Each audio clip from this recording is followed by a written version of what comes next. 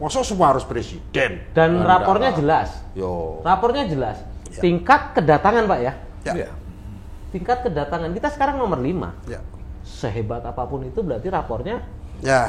Padahal kita negara yang sangat besar dengan destinasi wisata yang bagus-bagus, indah-indah, dan punya Kementerian Pariwisata, punya dinas pariwisata di provinsi, dinas pariwisata di kota, kabupaten. Mosok wisatawannya sedikit, lah mereka dinas-dinas itu dibentuk untuk apa? Nomor 5 lah. Nomor 5 ini kan nggak sip lah, tidak fair.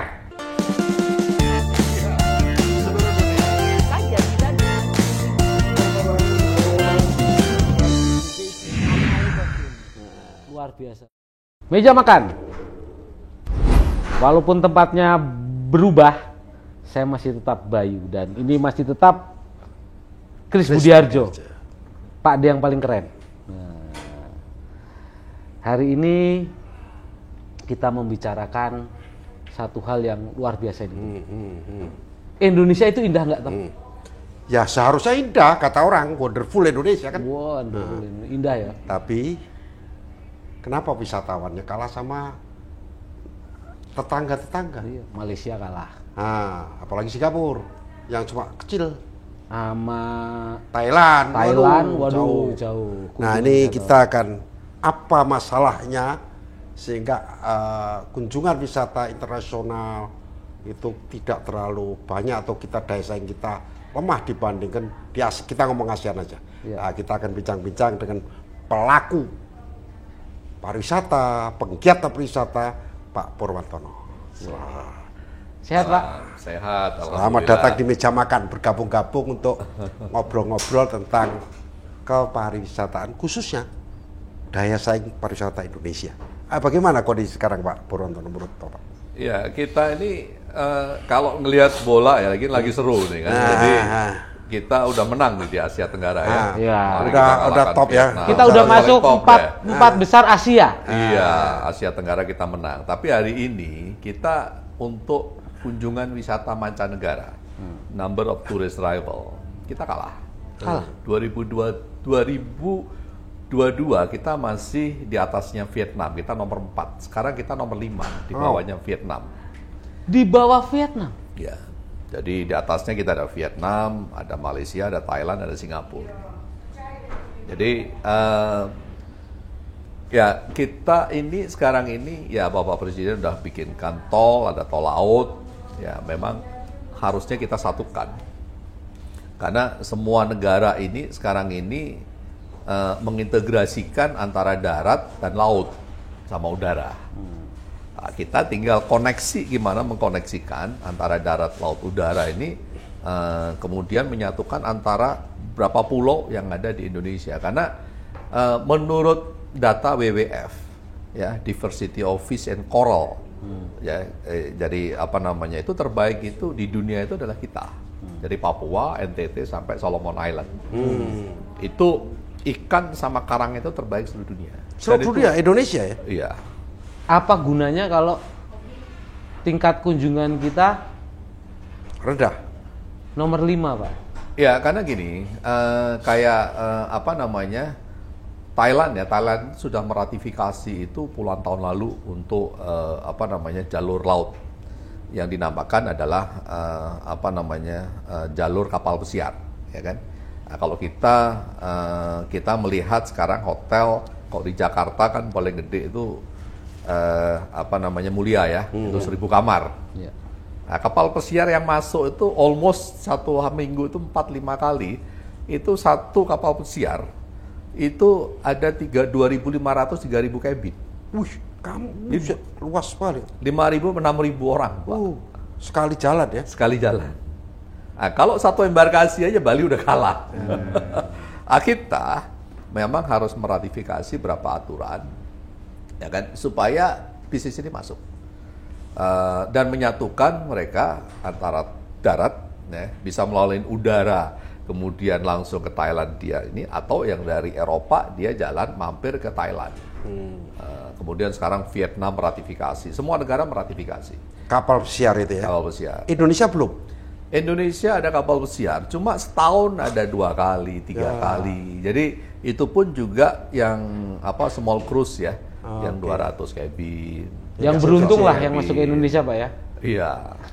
Memang ini aturan kita mesti ada kebijakan yang kita mesti lihat kembali. Seperti contohnya gini ya, pada saat mereka taruhlah ini masuk ke Bali, tur ke pulau-pulau, ada tur ke darat, ada tur ke pulau. Ini mesti ada satu harbor yang namanya floating harbor atau passengers ya. Dan itu harus yang bawa kapalnya ini ke pulau-pulau ini harus punya SIM. Dan kapalnya harus sikir. Untuk dapat SIM itu harus ada basic safety training, harus rescue training, certificate ya. Sehingga layak sesuai dengan aturan internasional. Ini yang perlu kita, belum lagi nanti pulaunya itu harus well-being, sampahnya, electricity-nya. Sebetulnya yang paling potensi sebetulnya kalau pintu masuknya itu adalah Bali, Makassar atau Singapura ya. Yang paling menarik itu sebetulnya di pulau-pulau seperti kayak Selayar, ya kan, kemudian Ambon dengan saum lakinya, Tidore, Ternate itu banyak dilirik oleh mereka, yang Caribbean, terus kemudian yang internasional ya. Tapi gimana menyatukan ini, ya kan, menciptakan pulau-pulau itu menjadi well-being, kemudian aturan ini harus diratifikasi. Ini kan tabrakan antara pertahanan, kemudian bea cukai, imigrasi, ini mesti duduk bareng untuk melihat ini. Sehingga Bali sebagai main destination itu bisa terkoneksi dengan semua pulau-pulau yang indah di seluruh Indonesia. Jadi ini satu hal adalah gimana udara, laut, ya sesuai dengan cita-cita Pak Presiden sekarang, tol darat, laut, udara ini bisa disatukan dalam satu konsep yang terpadu. Kedua, kita ini kalau bicara budaya sebetulnya, Indonesia ini kaya ya. Jadi pola budaya kita itu kan sebetulnya tatanan, tuntunan, tontonan. Tapi di balik itu sekarang kan tinggal tontonan. Tatanan tuntunannya itu udah hilang. Hilang. Ini yang perlu ahli sejarah, ya kan, apakah itu doktor levelnya profesor untuk membuka kembali. Jadi seperti contohnya kayak Bali lah. Bali ini kan ada sebetulnya tatanan, tuntunan, tontonan. Jadi kita kebetulan ada ada satu hotel yang kita tata di Bali ya. Ya belajar mengenai Tritakarana itu apa, hubungan manusia dengan Tuhan, lingkungan, alam. Di dalam kebutuhan sehari-hari itu yang menarik, ya kan? Gimana mereka pakai gelang tridatu, ya kan? Ini yang kita kayak desa Panglipuran lah. Sekarang dinyatakan desa terbaik seluruh dunia. Tapi kan belum digital. Nah, kalau itu dijadikan digital, orang tahu. Semua begini, kalau kita pergi ke satu tempat di Buckingham atau di di Windsor gitu ya, kita ngelihat satu lukisan Ratu Victoria. Itu ngamatinya kan dari bajunya, terus cincinnya, ini kita ngamati bisa setengah jam, ya kan? Jadi foto aja ya? Iya, ada foto aja setengah jam. Jadi satu tempat itu bisa 1 hari. Bayangkan kemarin saya ke Inggris, itu hampir 1 bulan nggak selesai. Narasinya itu yang dibuat sehingga sinematik gitu loh. Jadi menarik. Kalau di Inggris ada Stonehenge kan. Satu tempat Stonehenge itu kita bisa setengah hari. Ceritanya tuh terkait semuanya. Ini sama dengan kita bicara Borobudur ya. Borobudur itu kalau kita lihat kekuasaan Sailendra itu kan kuasanya sampai Myanmar, Thailand. Ini ceritanya kan seru. Belum lagi Borobudur tuh dibikin itu tak filtrasi. Ya kan? Itu kan kalau kita di UGM kan itu tempat Danau Porba ya. Dan itu sebetulnya tempat berkumpulnya air dibikin filtrasi sehingga turun ke bawah ya, air itu pH-nya bisa 7-8. Sehingga mikroba bisa tumbuh. Ini kan kalau ini jadikan etalase teknologi Indonesia dulu seperti itu, sehingga orang akan lama di sana. Nah, kalau setiap tempat itu dibikin narasi, mungkin ke Jogja nggak cukup 1 minggu gitu loh. Jadi ke Borobudur bukan hanya melihat patung, bukan hanya melihat bangunan batu, tapi apa yang melatar belakangi pembangunan daripada Candi Borobudur itu. Dan fungsi serta peran dan peranan pada waktu itu. Iya. Kira-kira gitu. Iya. Diceritakan apa adanya dan seadanya, Iya. itu akan lebih bagus dalam bentuk narasi yang bagus. Betul, dibikinkan sinematik, Pak. Ya. Dulu bikinnya pakai gajah, ya sudah gajahnya taruh sana. Dibikinkan atraksi yang menarik, yang sinematik, sehingga orang ya yang naik gajah aja beda, yang jalan kaki harganya beda kan gitu. Iya. Jadi itu contoh sinematik yang perlu dibentuk, dibikinkan. Memang pariwisata seperti itu gitu loh. Kita melihat pariwisata yang indah di Vietnam, di di Thailand, itu dibikin dulu filmnya James Bond di sana, ya kan? Dibikin narasi semikian rupa jadi sinematik sehingga orang banyak berkunjung ke sana. Iya. Sama dengan Labuan Bajo. Ya, mungkin yang bikin cerita film King Kong bikin aja sinema King Kong dan kadal gitu. Kadalnya sekarang. Jadi pariwisata seperti itu sih. Jadi harus membutuhkan kita narasi sejarah yang benar. Kemudian dibutuhkan orang-orang seniman yang menciptakan satu karya yang menarik, menjadikan satu sinematik gitu lah. Nah, ini memang harus berkumpul dari satu, berpikir bersama, ya kan, sehingga menjadi satu tatanan yang kuat. Sama kayak kita cerita di Cirebon. Nah, Cirebon itu kan ceritanya sampai sekarang pun juga nggak jelas gitu loh. Padahal kalau saya ngelihat cerita Sunan Gunung Jati itu kan hidupnya 120 tahun.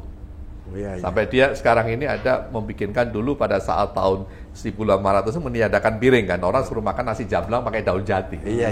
Nah, daun jati ini kan sekarang ini kalau di kimia farma itu ada namanya prolipid, ya kan, untuk minum obat itu, untuk ngempur lemak darah. Nah, kalau itu jadikan satu cerita, ya kan, narasi itu dibikin, habis itu makan nasi jamblang, kan jadi menarik gitu lah. Iya. Jadi sehingga usia berdiri 120 kan itu kira-kira. Nah, kalau itu narasi dibedah seorang dokter, herbalnya apa, itunya apa, sehingga orang akan berlama-lama di sana, ya kan, jamunya laku, MKM laku, ini jadi itu gitu lah. Iya. New Zealand, Pak, saya pernah ke New Zealand itu cuman ngunjungin Hobbiton. Iya. Ya kan, film itu bekas set film itu sekarang menjadi tempat wisata. Gitu loh. Jadi saya membayangkan mereka membuat tempat wisata ini dari bekas set film. Dan itu yang pengunjungnya itu juga ribuan. Balik lagi film kan. Itu Sinematik lagi. sinematik. Jadi Indonesia ini memang menurut saya membutuhkan membutuhkan duduk bareng. Iya. Jadi Kita nomor 5 nih ya. Ya, perlu menyusun narasi-narasi yang sebenarnya aja nggak usah dibikin-bikin. Artinya kita kembali melihat sejarah masa lalu tentang apa sih yang terjadi pada waktu itu. Ceritakan seadanya dan apa adanya itu sudah menarik. Unik tuh.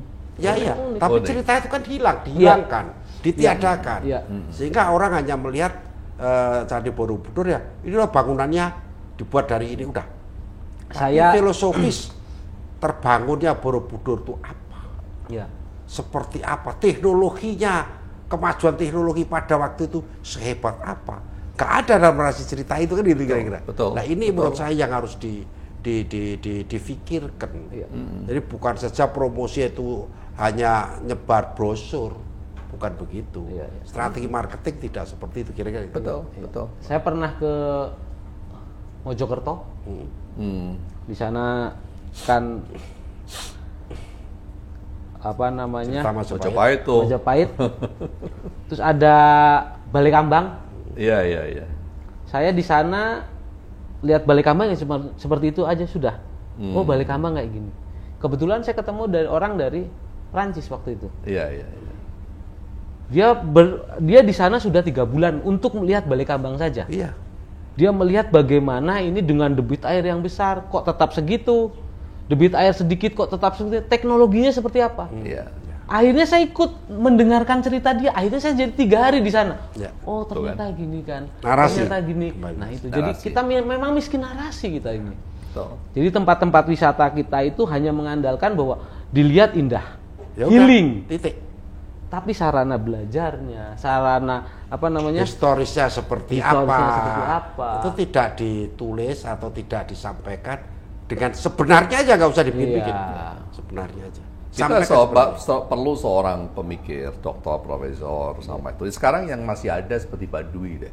Kalau menurut saya Baduy itu luar biasa. Ya.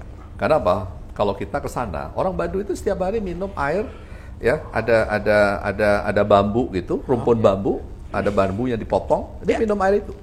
Ternyata itu pH-nya 8. Sampai sekarang, kalau Mas Bayu kita ngelihat sekarang hotel-hotel bintang 5 di Bali ya, itu banyak kan dari bambu. Kemarin waktu G20 kan banyak bambu kan. Malah orang asing tuh tahu bambu yang dipakai bangunan itu motongnya harus 15 hari setelah purnama. Jadi kenapa Baduy bisa jawab? Jadi karena kita ini adalah kodrat yang dikasih Tuhan Maha Kuasa bahwa kita banyak rumpun bambu. Ya, di Cina, di Jepang itu bambunya satu-satu loh, nggak ada rumpun. Gitu loh. Dan kenapa harus 15 hari? Karena bambu ini adalah ngambil ratusan ribuan meter dari bawah tanah. Gitu lah. Jadi ini kalau bulan purnama, ruas airnya sampai ruas paling atas. Oh, itu beda ya? Itu medan magnet. Oh. Jadi kalau 15 hari itu dipotong itu betul-betul kering. Dan itu awet bisa 30-50 tahun. Nah, ilmunya sekarang ahlinya Jerman, Pak. Bukan orang Indonesia. Indonesia udah lupa. Sehingga dipakailah di bambu, konsep bambu. Dan bambu itu, ya orang Baduy itu dia ngambil air dari situ dan itu pH-nya tinggi, sehingga untuk pengobatan. Dan orang Baduy yang dipakai untuk rumah itu dia tahu kapan dia harus motong, kapan tuh bambu hamil, kapan bambu itu gitu loh. Dan dia sudah membikinkan teknologi baju dari bambu. Nah, kalau narasi itu dibikin, ya kan, itu menjadi satu hal luar biasa. Dan itu kembali lagi lingkungan. Antara environment, budaya, kita jadikan narasi. Jadi kita ngomong sama banyak orang-orang Jawa Barat, ya, kembangin bambu. Nah, di satu sisi hilirisasi adalah bambu menjadi baju, bambu menjadi radio, bambu menjadi jam, bambu menjadi sepeda. Itu adalah industrinya. Jadi environment-nya berkembang, budayanya berkembang, hilirisasinya berkembang. Nah, kalau mau natural, dan itu nilainya tinggi.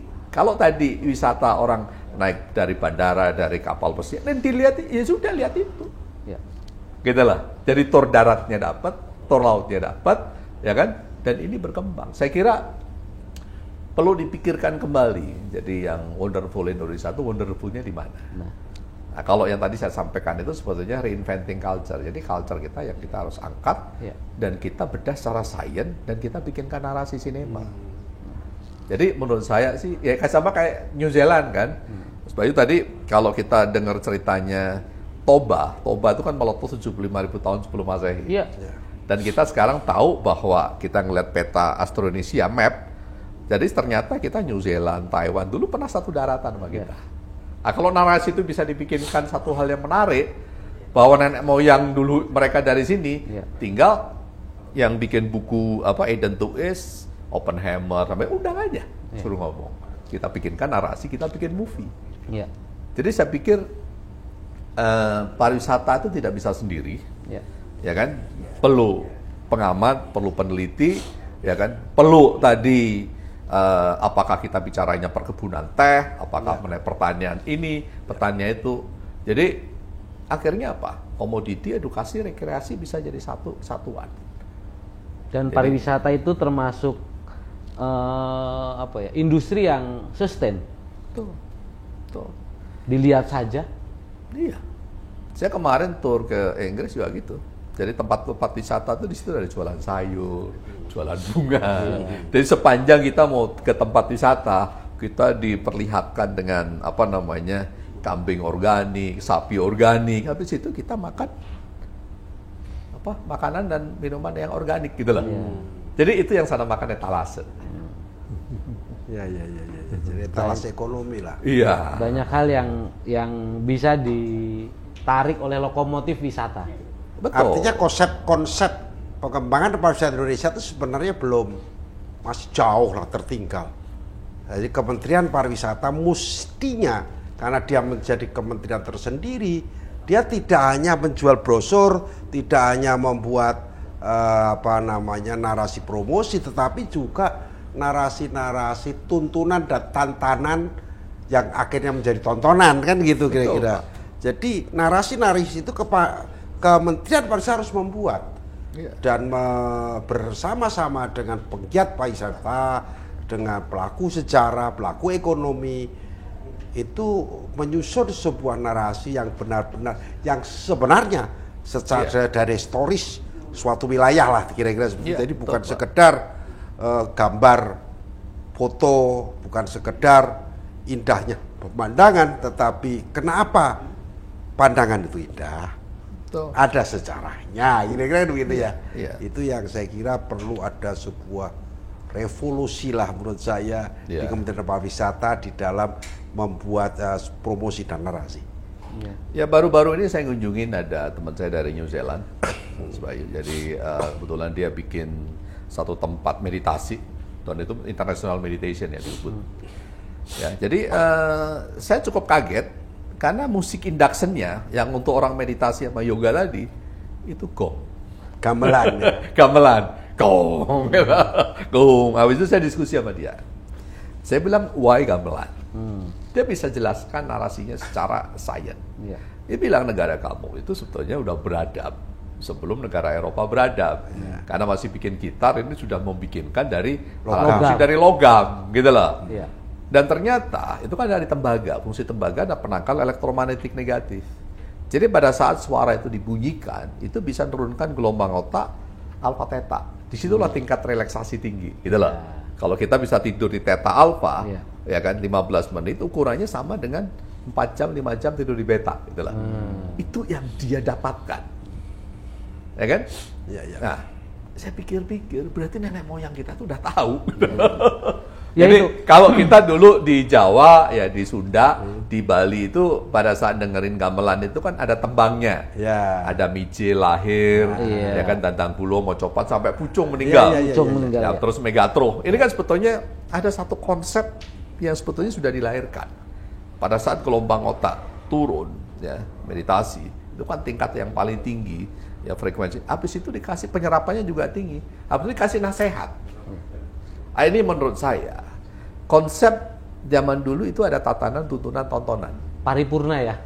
Nah ini sekarang ini sebetulnya tontonan. Makanya sebetulnya konsep 7 kecerdasan itu kan spatial intelligence, ya seni, musical intelligence. Sama mungkin Pak Kris tahu kalau kita nggak ada lagu wajib kita nggak bakalan merdeka, Pak. Ya kan? Ya, jadi menurut saya negara ini mesti dibikinkan multiple intelligence, butuh orang seni, butuh orang musik, butuh orang interpersonal, intrapersonal, tapi harus dibikinkan narasi menjadikan satu konsep wisata. Sebetulnya budaya kita banyak sekali, yang sangat banyak, semuanya bisa dijual. Betul. Tempat-tempat kita semuanya bisa dijual. Hanya bagaimana mengemasnya. Ya jangan ranking 5 lah ya Pak. Harus dibikinkan tema yang tepat, ya kan? Kalau sekarang ini saya lihat Malaysia kan Truly Asia. Ponorogo diakuin lah ini. Nggak ada salah orang dia bikin Truly Asia, ya kan? Dan itu mereka cukup berhasil, ya kan? Jadi makanya number of tourist arrival-nya dia menang. Kalau Thailand itu kan Kitchen of Asia, ya kan? Jadi dia bikin makanan apa aja seluruh Asia, ini kitchennya ada di sini, ya kan? Kalau Singapura kan possible from impossible, ya nggak mungkin jadi mungkin, race malam hari, ya kan? Nggak ada air terjun, bikin air terjun, nggak ada hutan, bikin hutan. Gitu. Jadi harus tema ini harus benar-benar dipikirkan, harus sesuai dengan masyarakat, budaya kita, dan itu dilakukan, gitu loh. Jadi dan itu tepat sasaran. Nah, ini saya pikir ke depan perlu pemikiran lagi. Kalau kita bicara masih lanjutin wonderful-nya apanya? Itu yang perlu ditata ulang. Betul. Masih terlalu masih terlalu lebar Pak ya. Global sekali ya. Sebetulnya keinginan pemerintah ini sudah sangat firm ya. Sampai kita punya kementerian sendiri. Kementerian Pariwisata. Tapi bagaimanapun juga Kementerian Pariwisata baru berusia berapa? Ya ini bukan soal usia. Tapi bagaimana agar Kementerian Pariwisata fokus Fokus. pada masalah kepariwisataan, jangan fokus di bisnis yang lain. Jadi bagaimana Kementerian Pariwisata benar-benar fokus di dunia wisata, banyak berdialog dan pelaku wisata, Ya. pelaku sejarah, Ya. pelaku budayawan, agar bisa menggali potensi sesungguhnya Ya. daripada Suatu wilayah. Dan juga mengenai pentingnya kapal pesiar masuk ke Indonesia. Ada masalah apa? Kok Indonesia demikian luas dengan destinasi wisata itu banyak, kok tidak bisa masuk kapal pesiar? Ya. Ada apa? Ya. Apa masalahnya? Regulasinya di mana? Ini harus serius dibahas oleh Menteri Pariwisata, berbicara dengan kementerian-kementerian lain, karena sebagai leading sektor dalam kepariwisataan, Menteri Pariwisata itu bosnya pengembangan pariwisata, sehingga dia bisa mengundang institusi-institusi pemerintah lain. Kalau memang tidak bisa, lapor presiden. Masa semua harus presiden? Dan rapornya jelas. Yo. Rapornya jelas. Tingkat kedatangan, Pak ya. Ya. Tingkat kedatangan kita sekarang nomor 5. Ya. Sehebat apapun itu berarti rapornya Ya.